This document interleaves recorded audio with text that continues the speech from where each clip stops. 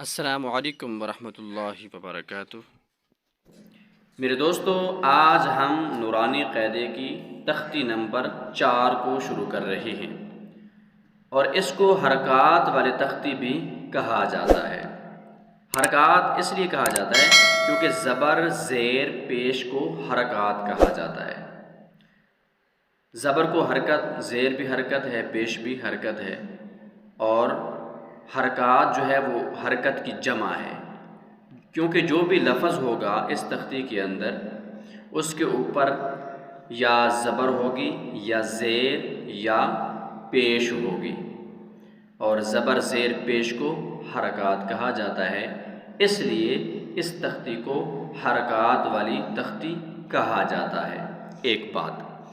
دوسری بات جو بڑی اہم ہے وہ یہ ہے کہ اس حرکات والی تختی کو لمبا کر کے نہیں پڑھا جائے گا، اس کو ہم کھینچ کر نہیں پڑھیں گے، ٹھیک ہے؟ یہ قانون، یہ رول پورے قرآن حکیم میں ہے کہ پورے قاعدے کے اندر اور پورے قرآن پاک کے اندر جس لفظ کے اوپر حرکت ہوگی اس لفظ کو ہم لمبا کر کے نہیں پڑھیں گے۔ جو لفظ بھی حرکات والے تختی میں سے ہوگا اس کو ہم لمبا کر کے نہیں پڑھیں گے، ٹھیک ہے؟ تو آئیے اب ہم اس تختی کو شروع کرتے ہیں۔ بسم اللہ الرحمن الرحیم۔ سب سے پہلے یہ سمجھیں کہ زبر کیا ہے، زیر کیا ہے اور پیش کیا ہے۔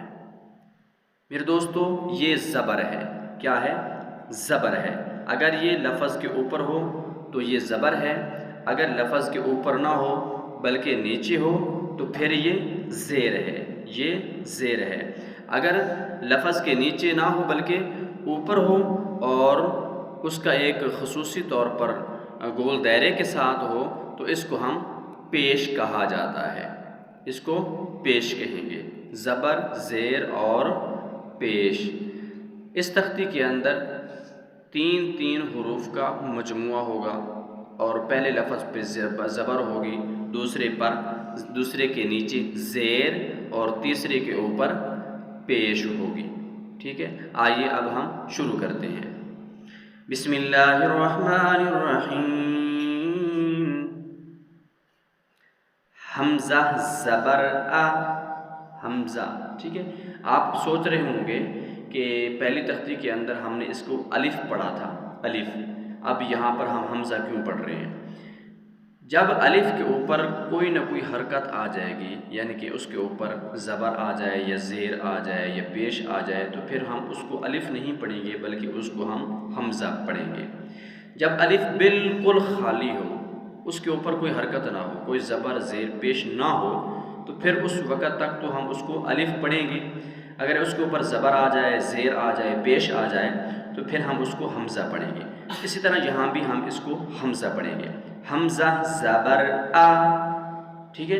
اس کو ہم نہیں کھینچیں گے۔ اگر ہم اس کو یوں پڑھیں گے حمزہ زبر آ تو یہ غلط ہے، یہ غلط ہے۔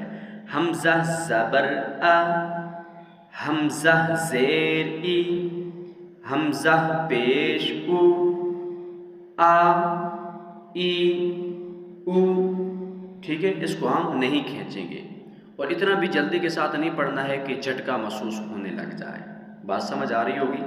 حمزہ زبر آ، حمزہ زیر ای، حمزہ پیش او، آ ای او، ٹھیک ہے؟ آپ نے یہ بات ذہن میں رکھنی ہے کہ جو بھی لفظ حرکات والی تختی میں سے ہوگا اس کو کبھی بھی کھینچ کر نہیں پڑھا جائے گا، اور یہ پورے قرآن حکیم کے اندر یہی بات ہے۔ جس لفظ کے اوپر حرکت ہوگی اور وہ حرکات والی تختی میں سے ہوگا تو اس کو ہم لمبا کر کے نہیں پڑھیں گے، ٹھیک ہے؟ آگے۔ ہا زبر ہا، ہا زیر ہی، ہا پیش ہو، ہا ہی ہو، ٹھیک ہے؟ اور یہ بات یاد رہے، پہلی تختی کے اندر ہم نے جو مخارج کے ساتھ، لفظ کے ساتھ ہم نے پڑھا تھا، تو آگے بھی جو لفظ آئیں گے ہم نے اسی طرح ہی پڑھنا ہے۔ اگر آپ نے یہ بات ذہن میں بٹھا لی ہے کہ حرکات والی تختی کو نہیں کھینچا جائے گا تو یہ تختی بالکل ہی آسان ہے، حرکات والی تختی کو کھینچ کر نہیں پڑے گی۔ عین زبر ع، عین زیر غی، عین پیش عو، ع غی عو، ٹھیک ہے۔ ح زبر ح، ح، ٹھیک ہے، اس کو ح پڑھیں گے، حلق کے درمیان سے اس کو ادا کیا جائے گا۔ پہلی تختی کے اندر ہم نے اس کو ح پڑھا تھا، اور آگے جہاں یہ لفظ آئے گا، یہ حرف آئے گا، تو ہم اس کو ح ہی پڑھیں گے۔ ح زبر ح، ح زیر حی، ح پیش حو، ح ح حو، ٹھیک ہے۔